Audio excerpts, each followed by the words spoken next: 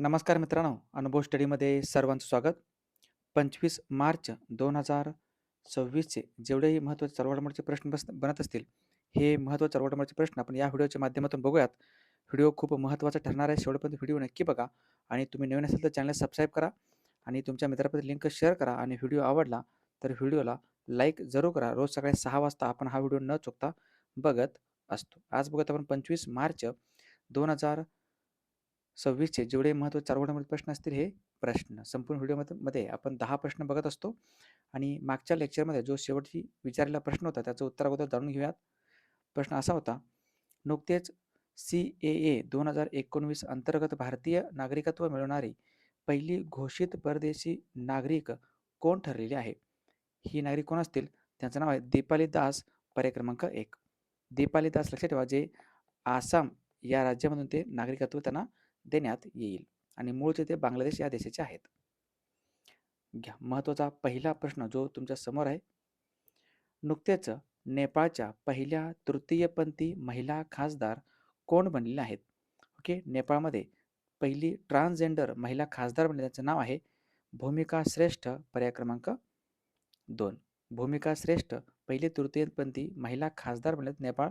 आणि नेपाळ जो देश आहे, या नेपाळची राजधानी काय असेल? काठमांडू आहे. नेपाळची राजधानी काठमांडू आहे.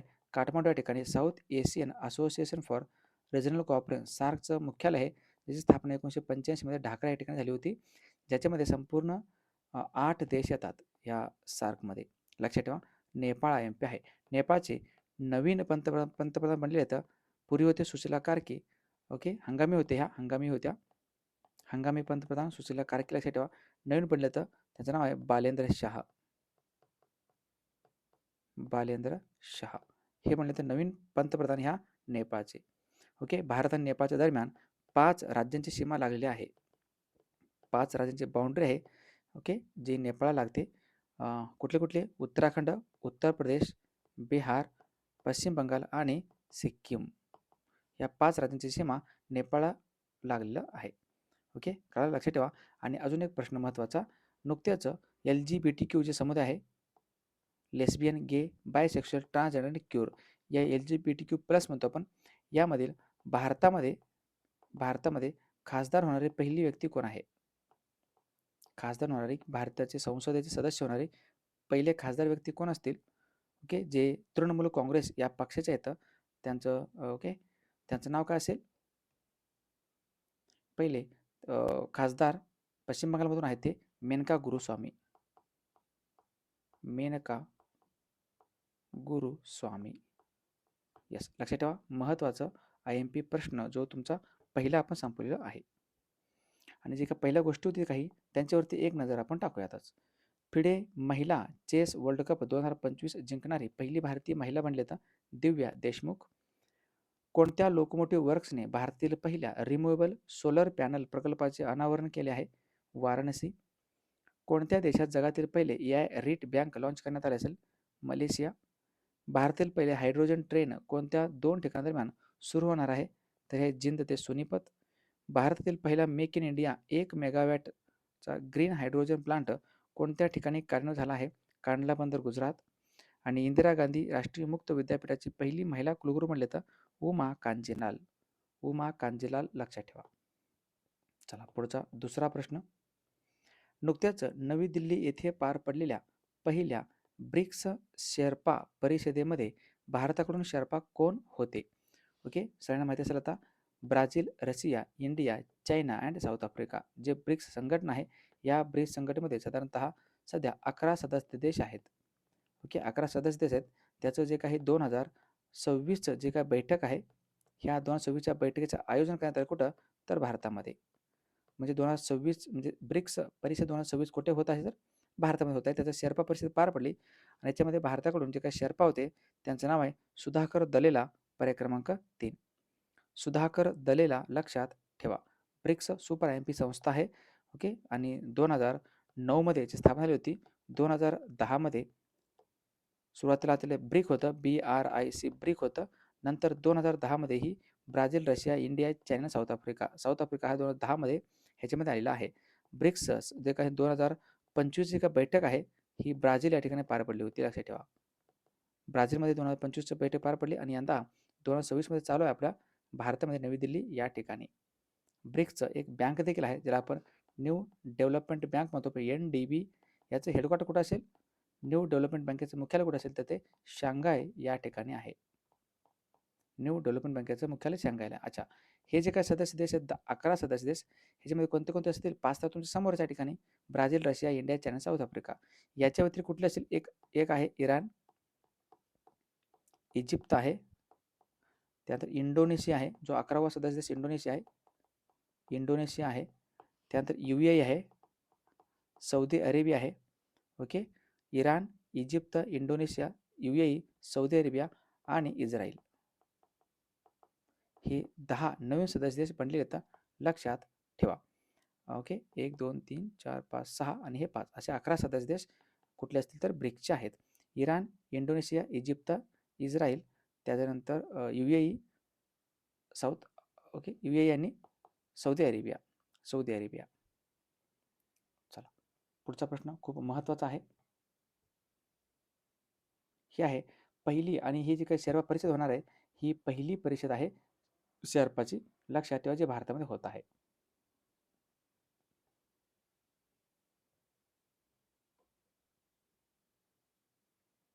ओके, थोडंसं या ठिकाणी करेक्शन करा. जो इस्रायलने या ठिकाणी कुठला देश असेल तर तो इथिओपिया. इस्रायलच्या ठिकाणी कुठला असेल तर तो इथिओपिया आहे.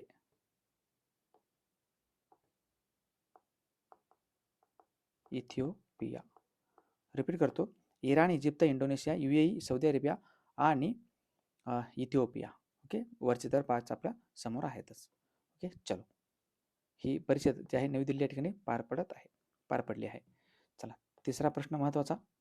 नुकतेच राष्ट्रीय मागासवर्गीय आयोगाच्या, ज्याला आपण national Commission for Backward classes म्हणतो आपण, ओके, ह्या मागासवर्गीय आयोगाच्या अध्यक्षपदी कोणाची नियुक्ती करण्यात आली? खूप महत्त्वाची नियुक्ती ही. Okay, National Commission for Backward Classes, राष्ट्रीय मागासवर्गीय आयोग, ह्याची स्थापना झाली होती.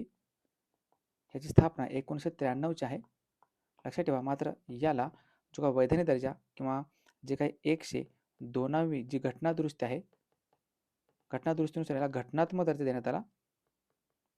याला घटनात्मक दर्जा या आयोगाला देण्यात आलं, लक्षात ठेवा, भारतीय राज्यघटने कलम 338B मध्ये.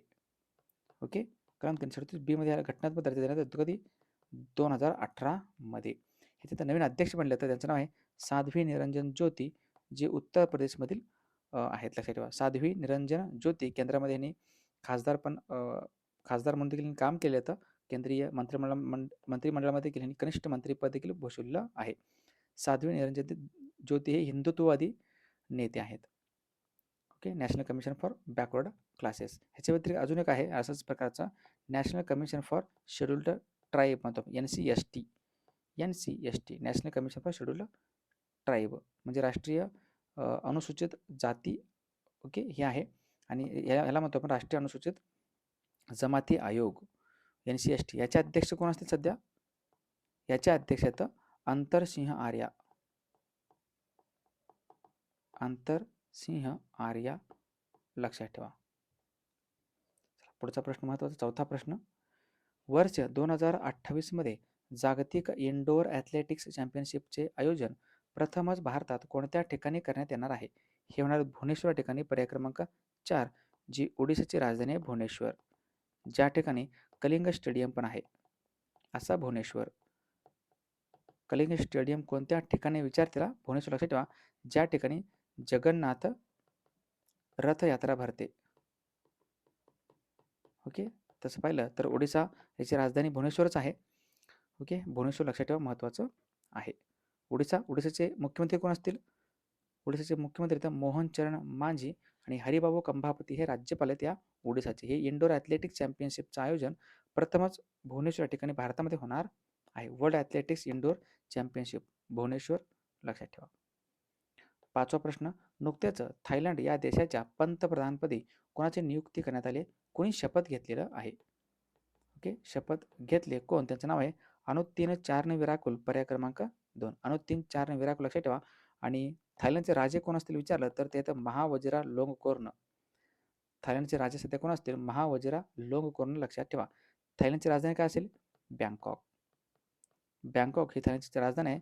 मात्र थायलंडचे चलन कुठलं असेल तर ते आहे बाहत. बाहत हे चलन आहे, ज्याला थायलंडला काय म्हणतो पण पांढऱ्या हत्तींचा देश असंही म्हणतो. पांढऱ्या हत्तींचा देश थायलंड IMP आहे. हे पण नवीन पंतप्रधान थायलंडचे. पुढचा प्रश्न 6वा. नुकत्याच फोर्ब्सच्या 2026च्या जगातील अब्जाधीशांच्या यादीत कोणत्या भारतीय शिक्षण तज्ञांचा समावेश करण्यात आलेला आहे? ओके, भारतामध्ये, संपूर्ण भारतामध्ये म्हणतो मी, सर्वात जास्त जे काही अब्जाधीश राहतात ते मुंबईमध्ये राहतात, सगळ्यांनाच माहिती आहे. ओके, 2000 फोर्ब्सच्या यादीनुसार भारतामध्ये एकूण जर म्हटलं तर साधारणतः 229 अब्जाधीश राहतात. या 229 अब्जाधीशामध्ये एकमेव असे शिक्षक आहेत, शिक्षण तज्ज्ञ आहेत, म्हणजे थोडक्यात काय, त्यांनी शिक्षणामध्ये क्रांती घडवून आणली, असे फिजिक्सवालाचा प्रमुख, ज्यांचं नाव आहे अलक पांडे, पर्याय क्रमांक 4. अलक पांडेचा समावेश करण्यात आलेला आहे. आणि 1 नंबरला कोण असतील? मुकेश अंबानी. मुकेश अंबानी 1 नंबरला, लक्षात ठेवा, IMP आहे. त्यानंतर क्रमांक लागतो गौतम अदानी वगैरे सगळ्यांचं.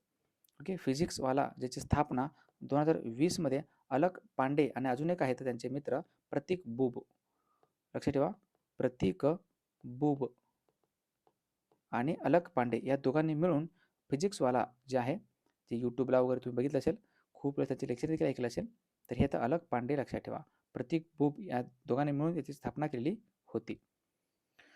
ओके, IMP खान सर पण खूप छान शिकवतात, बिहारचे आहेत. यांचे पण यूट्यूबमध्ये भरपूर व्हिडिओ आहेत, तुम्ही बघितलं असेल कदाचित. सफिना हुसेन कोण असतील? सफिना हुसेन हे येतं एज्युकेट गर्ल्स या संस्थेचे संस्थापिका. एज्युकेट गर्ल्स, लक्षात ठेवा, ही पहिली NGO आहे भारताचे ज्याला रेमन मॅग्सेसे पुरस्कार भेटलेला आहे गेल्या वर्षी. रेमन मॅग्सेसे पुरस्कार 2025चे विजेते कोण असतील? तर ते सफिना हुसेन. अच्छा, हे कोण आहेत मग? रुबल नागी हे येतं ग्लोबल टीचर प्राईजचे विजेते. ग्लोबल टीचर प्राईज 2026चे विजेते कोण असतील? तर रुबल नागे, भारताचे आहेत. घ्या पुढचा 7वा प्रश्न. भारत व चीन यांच्या दरम्यान 7 वर्षापूर्वी बंद करण्यात आलेले व आता पुन्हा सुरू करण्यात आलेले खिंड कोणती आहे? कोरोनामुळे ना ह्याच्यापूर्वी ही खिंड बंद करण्यात आली होती. कोरोनामुळे ही खिंड बंद होती व्यापारामुळं. आणि कोणत्या 2 देशांचा व्यापार? हे भारत आणि चीनचं.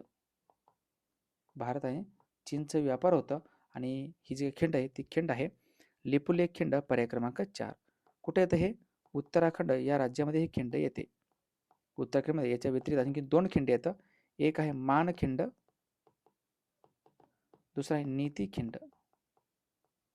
क्वेश्चन तुम्हाला विचारतील की लिपुलेख खिंड कोणत्या राज्यामध्ये आहे किंवा मानखिंड, नीतीखिंड कोणत्या राज्यामध्ये? उत्तराखंड राज्यामध्ये. त्या ठिकाणातून भारत आणि चीन हे व्यापार करत होते. नथुला खिंड कुठे आहे? नथुल आहे. आणि अजून एक खिंड आहे या ठिकाणी जेलेपला. नथुला आणि जेलेपला हे दोन्ही खिंडी कुठे येतात? हे येतात सिक्कीममध्ये. सिक्कीम राज्यामध्ये, लक्षात ठेवा. ओके, आणि सिपकीला खिंड कुठे आहे? हिमाचल प्रदेशमध्ये आहे. ज्या खिंडीमधून सतलज जी नदी आहे ही सतलज नदी वाहते किंवा भारतामध्ये प्रवेश करते सतलज नदी. सिपकीला खिंड हिमाचल प्रदेशमध्ये आहे. हिमाचल प्रदेशमध्ये याच्या व्यतिरिक्त रोहतांग खिंड पण आहे बघा. रोहतांग आहे, देबसा आहे, बारालाचा आहे. ह्या सर्व खिंडी कुठे येतात? शिपकीला सहित हिमाचल प्रदेशमध्ये येतात. कळालं? लक्षात ठेवा. ह्याच्या व्यतिरिक्त भारत व चीन यांच्या दरम्यान एक युद्ध अभ्यास पण साजरा केला जातो, ज्याचं नाव आहे सूर्यकिरण. सूर्यकिरण युद्धाभ्यास सूर्यकिरण भारत व नेपाळ आहे. भारत व नेपाळ सूर्यकिरण आहे. भारत व चीन यांच्या दरम्यान हँड इन हँड युद्धाभ्यास महत्त्वाचा आहे भारत व चीन यांच्या दरम्यान. त्यानंतर चीनचे जे राष्ट्राध्यक्ष शी जिनपिंग आहेत आणि मॅकमोहन जी रेषा आहे, मॅकमोहन रेषा ही भारत व चीन यांच्या दरम्यानच आहे. मॅकमोहन रेषा IMP, लक्षात ठेवा. ही आहे ती खिंड लिपुलेख खिंड. लिपुलेख पास महत्व म्हणजे तिबेट आहे. तिबेटला भारताशी जोडतो.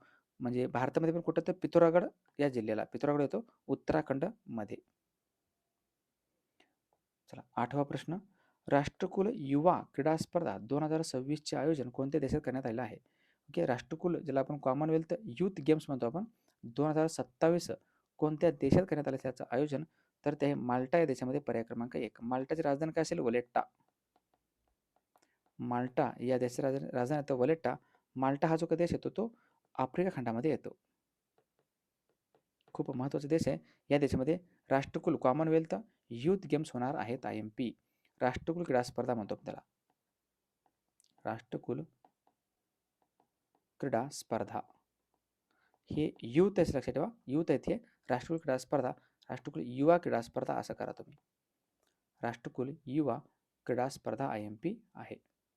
बाकी ओके, ही जी काही क्रीडा स्पर्धा आहे हे नॉर्मलवाला राष्ट्रकुल क्रीडा स्पर्धा वेगळे आणि हे वाले राष्ट्रकुल क्रीडा स्पर्धा वेगळं, लक्षात ठेवा. ओके, आणि ह्याच्यामध्ये 8 खेळांचा समावेश करण्यात येईल. 8 खेळांचा समावेश ह्याच्यामध्ये होतील राष्ट्रकुल युवा क्रीडा स्पर्धा 2027मध्ये. आणि याची सुरुवात कधी झाली होती? 2000मध्ये. 2000मध्ये या खेळाची सुरुवात झाली होती, लक्षात ठेवा. 2008मध्ये ना या क्रीडा स्पर्धा पुणेमध्ये पार पडल्या होत्या. ह्या पहिल्यांदाच राष्ट्रकुल युवा क्रीडा स्पर्धा 2008 पुणेमध्ये पार पडल्या होत्या, आपल्या महाराष्ट्रामध्ये, पुण्यात, लक्षात ठेवा. ओके, त्याच्या व्यतिरिक्त जे काही राष्ट्रकुल क्रीडा स्पर्धा येतं ते वेगळे आहेत परत. त्याला आपण कॉमनवेल्थ गेम्स म्हणतो आपण. राष्ट्रकुल क्रीडा स्पर्धा या स्पर्धा वेगळ्या आहेत. ह्या दर 4 वर्षांनी होतात, लक्षात ठेवा. ही 1930मध्ये पहिल्यांदा राष्ट्रकुल क्रीडा स्पर्धा पार पडले होते हॅमिल्टन या ठिकाणी, आणि राष्ट्रकुल क्रीडा स्पर्धा 2022चे पार पडले होते बर्मिंगहॅम या ठिकाणी. बर्मिंगहॅम या ठिकाणी UK मध्ये येतं. बर्मिंगहॅम जे 22वी होती. भारतानं 22 पदके जिंकली होती बघा याच्यामध्ये. 22चा आकडा आपला त्यावेळेस मी तुम्हाला सांगितलेलं होतं. आणि ही जी काय स्पर्धा आहे ही दर 4 वर्षांमध्ये 2026मध्ये होणार आहे. कुठं? ग्लासगो, स्कॉटलंड या ठिकाणी. ग्लासगो या ठिकाणी होणार आहे. किती राहील ही 23वी राहील. आणि सगळ्यात महत्त्वाचं लक्षात ठेवायचं तो म्हणजे 24वी राष्ट्रकुल क्रीडा स्पर्धा होणार आहेत अहमदाबादमध्ये. अहमदाबाद या ठिकाणी होणार आहेत, जे 2030मध्ये होतील. राष्ट्रकुल क्रीडा स्पर्धा सुपर IMP लक्षात ठेवा. हे आहे माल्टा या ठिकाणी होणार त्या स्पर्धा. चला, 9वा प्रश्न महत्त्वाचा. नुकतेच चर्चेत असलेले करुणा द पॉवर ऑफ कंपेशन हे पुस्तक कोणाचे आहे? हे पुस्तक आहे नोबेल पुरस्कार विजेते कैलाश सत्यार्थी यांचं. यांना 2014मध्ये नोबेल पुरस्कार भेटला, तो नोबेल शांतता पुरस्कार भेटलेला आहे. यांना नोबेल शांतता पुरस्कार यांना आणि प्लस अजून एक व्यक्ती होते. कोण? ओके, ज्यांचं नाव आहे, पाकिस्तानची व्यक्ती आहेत आणि सर्वात कमी वयामध्ये त्यांना हा पुरस्कार देण्यात आलेला होता. पाकिस्तानची व्यक्ती आहेत म्हणजे कैलाश सत्यार्थी आणि अजून पाकिस्तानची कोणती व्यक्ती आहेत ज्यांना दोघांना मिळून 2014चा नोबेल शांतता पुरस्कार भेटला आहे? कमेंट बॉक्समध्ये सांगा त्या व्यक्तींचं नाव आणि त्यांचा जो काही दिवस आहे तो देखील दिवस आपण साजरा करतो. तो दिवस कधी असतो सांगा. आणि सर्वात तरुण पण व्यक्ती होते हे, तेही सांगायचं आहे. नोबेल शांतता पुरस्कार कळलं. कैलाश सत्यार्थी हे बचपन बचाव जो आंदोलन आहे, बचपन बचाव आंदोलन याचे हे प्रमुख होते. हे आंदोलन चालवायचे हे, लक्षात ठेवा. द पॉवर ऑफ कंपेशन याचं जो काही अनावरण आहे, याचं काही प्रकाशन आहे, कोणाच्या हस्ते करण्यात आलं असेल? न्यायमूर्ती सूर्यकांत शर्मा. न्यायमूर्ती सूर्यकांत यांच्या हस्ते याचं उद्घाटन करण्यात आले, लक्षात ठेवा. जे की भारताचे 53व्या क्रमांकाचे चीफ जस्टिस ऑफ इंडिया सरन्यायाधीश आहेत. हे तर Kailash Satyarthi, power Karuna the power of compassion. काही नवीन आलेले जे काही पुस्तक आहे त्यांच्यावरती एक नजर टाकूयात आपण. ऑपरेशन सिंदूर पुस्तक आहे KJS धिल्लन यांचं. In praise of coalition politics Manoj Kumar. Different but no less Anupam Kher. Democracy heartland हे पुस्तक आहे SY कुरेशी यांचं. Demography representation delimitation the north south divided India हे पुस्तक आहे रवी के मिश्रा यांचं. हार्ट लॅम्प आहे बानू मुश्ताक यांचं. Atal Bihari Vajpayee the eternal statesman हे पुस्तक आहे विजय गोयल यांचं. Vijay Goel. The sage who reimagined Hinduism Shri Narayana Guru हे पुस्तक आहे शशी थरूर यांचं. रिक्लेमिंग इनक्रेडिबल हे पुस्तक आहे नवीन कुंडू यांचं. आणि मॅडम प्रेसिडेंट हे पुस्तक आहे संदीप साहू यांचं. चला, अंतिम 10वा प्रश्न महत्त्वाचा आहे. नुकतेच खालीलपैकी कोणत्या देशाने जागतिक आरोग्य संघटनेतून बाहेर पडण्याचा निर्णय नुकताच घेतलेला आहे? पहिल्यांदा बघा, अमेरिका बाहेर पडण्याचा निर्णय घेतला आणि आता दुसरा देश म्हणला तो म्हणजे अर्जेंटिना. अर्जेंटिना बाहेर पडतोय. पर्याय क्रमांक 2 लक्षात ठेवा. त्याची राजधानी येतं ब्युनॉस आयर्स. ब्युनॉस आयर्स राजधानी आहे. लिओनेल मेस्सी जो आहे ना खेळाडू, तो अर्जेंटिनाचा आहे. आणि अर्जेंटिना देशानं 2022चं जो काही फिफाचं वर्ल्ड कप होतं, हे फिफाचं वर्ल्ड कप फुटबॉलचं देखील जिंकलेलं होतं. आणि दक्षिण अमेरिका खंडामध्ये तो अर्जेंटिना. WHO ज्या WHO ची जी काही स्थापना आहे ह्याची स्थापना 7 एप्रिलची आहे. 7 एप्रिल 1948ची स्थापना लक्षात ठेवा. जिनिव्हा या ठिकाणी याचं मुख्यालय येतो. IMP आहे. 7 एप्रिल आपण जागतिक आरोग्य दिवस म्हणून देखील साजरा करत असतो. आणि याचे अध्यक्ष कोण असतील? टेड्रॉस अधानॉम हे येतात अध्यक्ष ह्या जागतिक आरोग्य संघटनेचं. लक्षात ठेवा IMP आहे. आणि अमेरिका नुकताच जो अमेरिका आहे हा अमेरिका नुकताच इंटरनॅशनल सोलार अलायन्समध्ये देखील बाहेर पडण्याचा निर्णय घेतलेला आहे. इंटरनॅशनल सोलार अलायन्स भारतीय सौर आघाडीमधून बाहेर पडण्याचा निर्णय अमेरिकेने घेतला. त्याच्या 47 राष्ट्राध्यक्ष डोनाल्ड ट्रम्प. चला कालच्या प्रश्नावरती एक नजर टाकूया जे की रिव्हिजन म्हणून खूप गरजेचं आहे. नुकतेच इंडियन ओपन 2026 स्क्वॅश महिला एकेरीची विजेती आहे अनाहत सिंग. फेब्रुवारी महिन्यासाठी ICC महिला प्लेअर ऑफ द मंथ पुरस्कार कोणी जिंकला आहे? अरुंधती रेड्डी. नुकतेच कोणाच्या हस्ते भारतातील प्रमुख बंदरावरील कामकाज प्रमाणित आणि सुव्यवस्थित करण्यासाठी एक राष्ट्र एक बंदर प्रक्रिया या उपक्रमाचा शुभारंभ करण्यात आला? सर्वानंद सोनोवाल. जागतिक दहशतवाद निर्देशांक 2026 मध्ये भारत जगात कितव्या क्रमांकावर आहे? 13. नुकतेच पार पडलेल्या वर्ल्ड बॉक्सिंग फ्युचर्स कप 2026 मध्ये भारताने एकूण किती पदके जिंकली आहेत? 5. नुकतेच केंद्र सरकारच्या गृह मंत्रालयाने डॅश डॅश यांची जनगणना 2027 साठी ब्रँड अँबॅसेडर म्हणून घोषित नियुक्त करण्यात आले? सुदर्शन पटनायक. नुकतेच आलेल्या sky tracks world airport awards 2026 मध्ये जगातील अव्वल 30 विमानतळांच्या यादीत भारतातील एकमेव विमानतळ कोणतं असेल? तर तो आहे दिल्ली विमानतळ. नुकतेच चायनीज ग्रँड प्रिक्स 2026चा विजेता कोण आहे? किमी अँटोनेली. जागतिक क्षयरोग दिन दरवर्षी कधी साजरा केला जातो? 24 मार्च. आणि नुकतेच 68वा महाराष्ट्र केसरी बनलेला आहे हर्षवर्धन सदगीर. तर या प्रश्नाचं उत्तर सर्वांनी कमेंट बॉक्समध्ये जाता आता याचं उत्तर आपण उद्या छान पद्धतीने बघूयात. नुकतेच खालीलपैकी कोणत्या देशात मोबाईल वर्ल्ड काँग्रेस 2026चे आयोजन करण्यात आलं होतं हे पार पडलेलं आहे? ओके, कमेंट बॉक्समध्ये उत्तर सांगा. ऑप्शन तुमच्या समोर आहेत. बाकी राजगुरू, नादवर्धेचा आणि स्वप्नपूर्ती हे जर तिन्ही पुस्तक जर कोणी घेतलं नसेल तर अजून पण वेळ गेलेली नाही आहे. रिव्हिजन म्हणून तुम्ही नादवर्धेचे घेऊन पटकन 5-6 दिवसामध्ये वाचू शकता. एवढं हे छान पद्धतीने पुस्तक आहे. येणाऱ्या पोलीस भरतीसाठी हे डिझाईन तयार केलेलं. ह्या नंबरला डेमो पाहायचं मेसेज करा किंवा हे पुस्तक दुकानामध्ये देखील जाऊन घ्या. तुम्हाला स्वस्तात मिळतील. नाही भेटले तर ह्या नंबरला डेमो पाहण्यासाठी मेसेज करा किंवा ऑर्डर करण्यासाठी ह्या नंबरला मेसेज करू शकता. इथं शेवटपर्यंत व्हिडिओ बघितल्याबद्दल धन्यवाद. रोज रात्री 9 वाजताचं लेक्चर आणि रोज सकाळचं बुलेट रॅपिड फायरचं 6 वाजताचं लेक्चर कुणीही बघायला विसरायचं नाही आहे. जाता लाईक करा, शेअर करा आणि तुमच्या मित्रापर्यंत पोहोचवा व्हिडिओला. आणि तुम्ही नवीन असाल तर चॅनलला सबस्क्राईब नक्की करा. ओके, भेटूयात आपण नेक्स्ट लेक्चरमध्ये. तोपर्यंत पाहत राहा अनुभव स्टडी. थँक्यू. जय हिंद.